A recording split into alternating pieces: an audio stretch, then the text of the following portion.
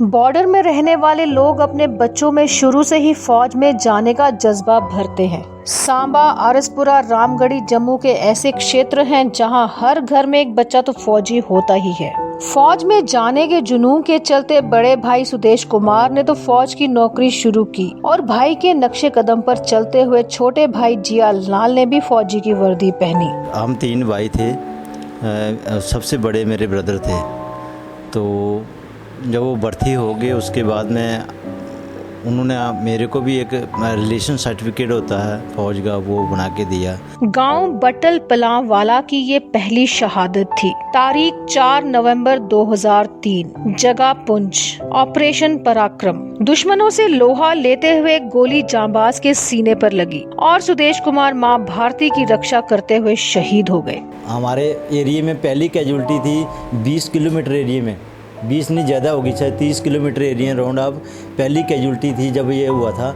शहादत के समय भाई जिया लाल पंजाब में ड्यूटी पर थे। जब उनको कहा गया कि थोड़ी देर घर छुट्टी काट आओ, तब जिया लाल नहीं समझ पाए कि यूनिट ऐसा क्यों कह रही है। मैं फिरोजपुर में था, पंजाब में था। जब मेरी कोई 2 के साल नौकरी हुई थी तो जैसे ही डेड बॉडी घर हुई तो मेरे घर से कॉल आया था मेरे यूनिट में कि ऐसे ऐसे हुआ। मेरे को बताया नहीं, मेरे को कुछ नहीं बताया। मेरे को इतना ही बोला कि आपको छुट्टी जाना है। मैंने बोला छुट्टी तो मैं अभी गया था थोड़े दिन पहले।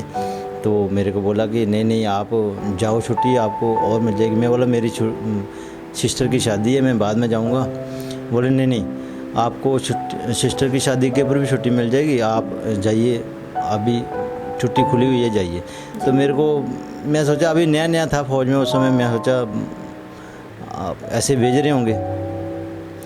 तो मैं आ गया, मेरे को थोड़ा सा डाउट होने लग गया कि ऐसे ज़बरदस्ती भेज रहे हैं, कोई तो है। मैं आ गया, जब से जम्मू पहुंचा, जम्मू के बाद मैं अपने घर के पास जो बस जाती है उसमें उधर वहाँ की जो बस में लेडी थी वो ज़्यादातर उसी में। तो फिर मेरे को थोड़ा डाउट हो गया कि कुछ न कोई बात है। फिर रोने लग गया कुछ एक बस में, तो मेरे को डाउट हो गया कुछ नहीं। जैसे मैं घर पहुंचा तो देखा तो हमारे घर में ऐसे मातम छाया हुआ। भाई की बहादुरी को याद कर जिया लाल कहते हैं कि वो 31 आरआर की यूनिट में थे, जहां केवल उन्हें रखा जाता था जो शारीरिक और मानसिक तौर पर बहुत बलवान होते हैं। मेरे ब्रदर 31 आरआर के अंदर कमांडो आरआर है, CDO बोलते हैं उसको, 4 ग्रुप की आरआर है।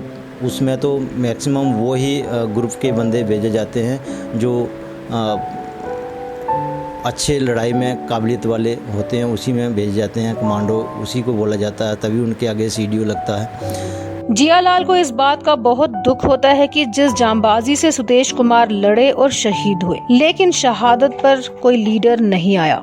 जब उनकी शादी हुई थी तो पहले नंबर तो वहाँ की आर्मी थी और नेता तो कोई नहीं आया था।